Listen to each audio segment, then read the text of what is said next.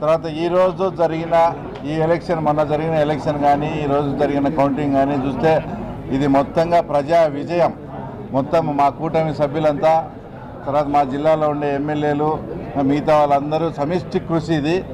తర్వాత ఒక్కటి, జగన్మోహన్ రెడ్డి గారు ఎప్పుడు దేవుని స్క్రిప్ట్ అని చెప్తుంటారు కదా, అతనికి వచ్చిన సీట్లు వచ్చి 11. ఇక్కడ నామినేషన్లు ఎన్ని పన్నాయి? పులివెందుల్లో 11, ఒంటిమిట్టలోనే 11 పన్నాయి. అంటే ఇది దేవుని స్క్రిప్ట్. 11 నామినేషన్లతో వేసి అతను డిపాజిట్ కోల్పోవడం, ఇది దేవుని స్క్రిప్టు.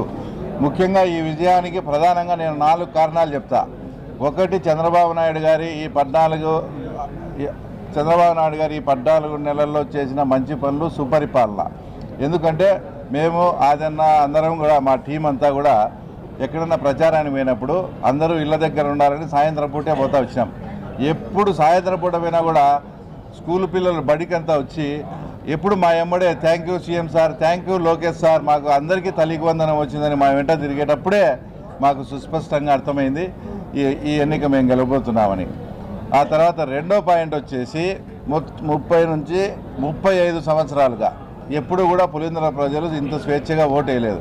మేము ఓట్లు అడగని పోయినప్పుడు, సార్ మీరేమో ఓటు అడుగుతున్నారు, మమ్మల్ని ఆ రోజు వేయించారు కదా అని మమ్మల్ని అడిగేవారు. మీ నిర్భయంగా ఓటు వేస్తాం, ఫస్ట్ టైం మీరు స్వేచ్ఛగా పాల్గొనండి అని మేము వాళ్ళకు భరోసా కల్పించడంతో వాళ్ళంతా స్వేచ్ఛాయుత వాతావరణంలో ఈ ఎలక్షన్ జరగడంతోనే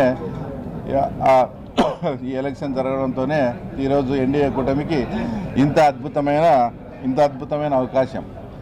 ఇంకో పాయింట్, అందరూ కూడా ఇది వాళ్ళకి డిపాజిట్ కూడా రాలేదు అంటే ఇది అని ఏదైనా చిన్న డౌట్ కానీ కన్ఫ్యూజన్ కానీ ఉంటే అది నేను చేస్తా ఇప్పుడు. ఎందుకంటే మేము ఎలక్షన్ పోయినప్పుడు కానీ అక్కడంతా కూడా అందరూ కూడా వాళ్ళ క్యాడర్ అంతా కూడా మాతో టచ్లోకి వచ్చి, సార్ ఈ 5 ఏళ్లలో మమ్మల్ని సర్వనాశనం చేశాడు, ఎగ్జాంపుల్కు పాడా అని చెప్పేసి 200 నుంచి 250 కోట్ల బిల్లులన్నీ పెండింగ్ పెట్టాడు.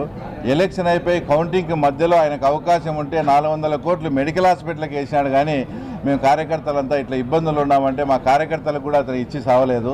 కాబట్టి మేము మొత్తం అతనికి సహకరిస్తాం. అతని అహంకారానికి, అతను ఎక్కడో ఆకాశంలో కూర్చున్నట్టున్నాడు, అతని అహంకారానికి అతను బాగా కొవ్వు పట్టి ఉన్నాడు సార్. మేము ఖచ్చితంగా ఆ కొవ్వును కరిగిస్తాం ఈసారి ఎలక్షన్స్లో, మీకు సపోర్ట్ చేస్తాం అని.